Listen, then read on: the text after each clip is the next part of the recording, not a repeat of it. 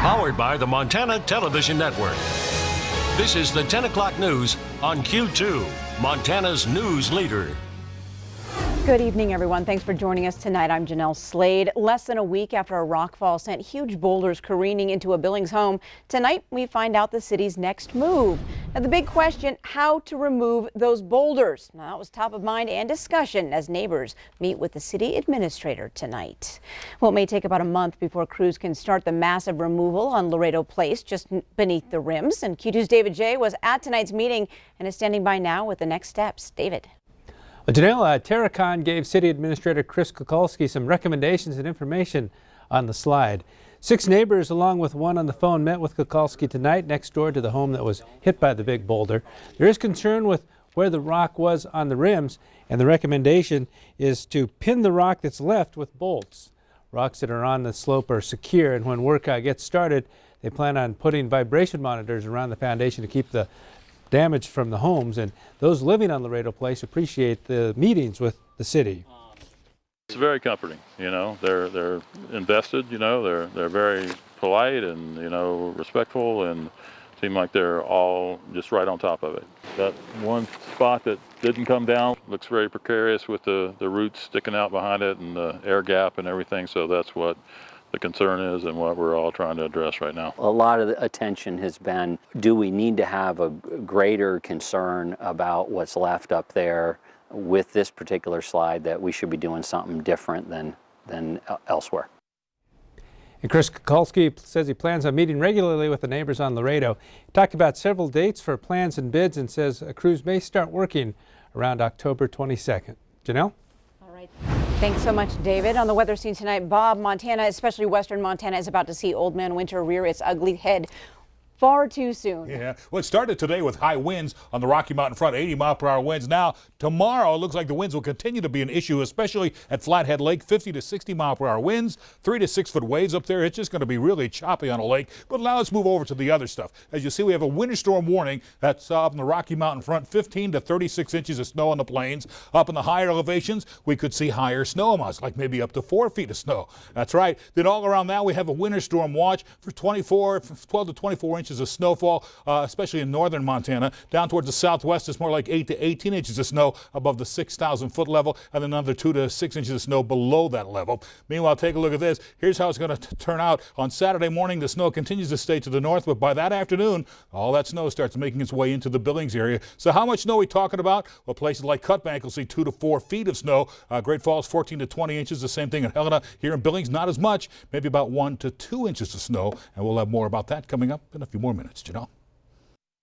Yes, and oh, Bob, we need to be thinking about preparation for winter driving. The time to do that is not when you're on the side of the road in 2 feet of snow. Now, there are several websites from AAA all the way to Department of Transportation that will list several things that you would need in the trunk of your car in your go bag for emergency driving. Let me show you a graphic right now that gives you a pretty good idea for what those things would be. You notice that you should probably have in your trunk a cell phone and a car charger or an auxiliary battery. You need a sleeping bag or blankets, a flashlight with extra batteries. You need a first aid kit.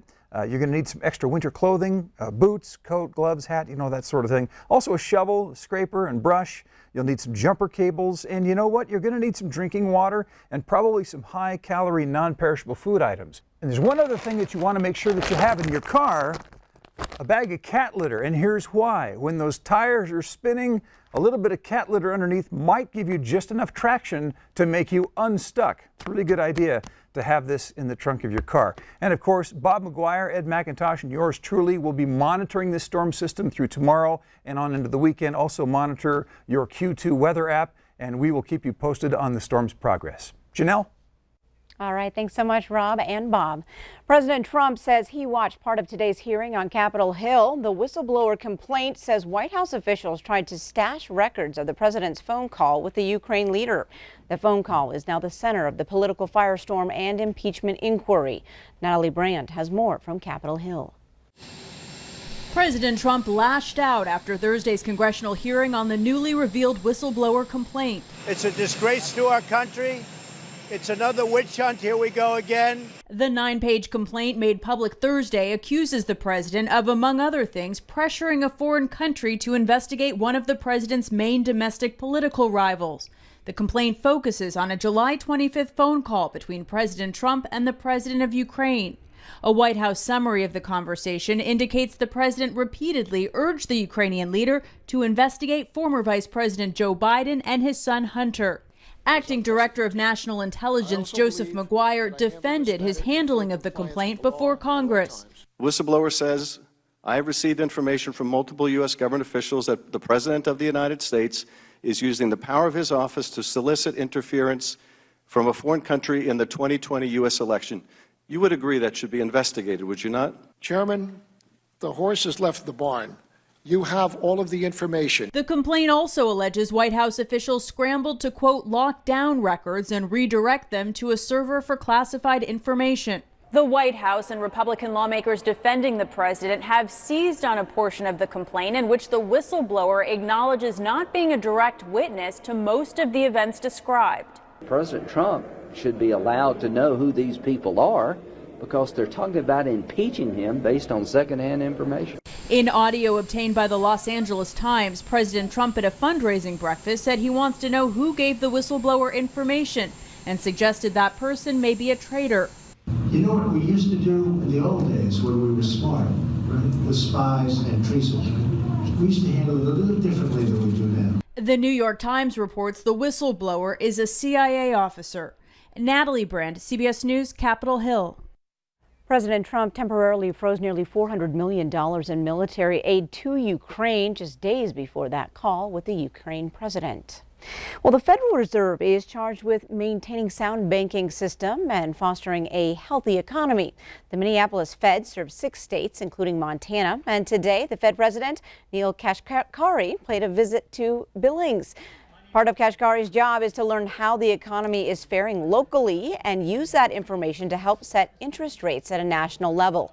Today's town hall at MSUB included a question and answer session. Kashkari looking to find out if people are able to find jobs and also workers.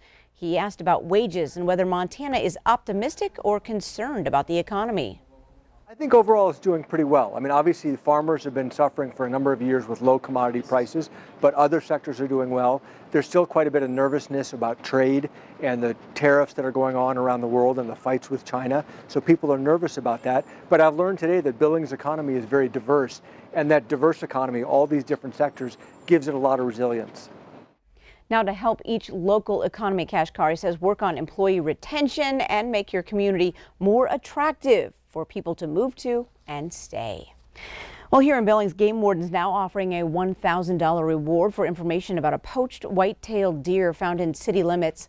The buck found under an apple tree near Garden Avenue, killed with an arrow and partially butchered. Its head, parts of its hindquarters, and back straps have been removed, but the rest was left to waste.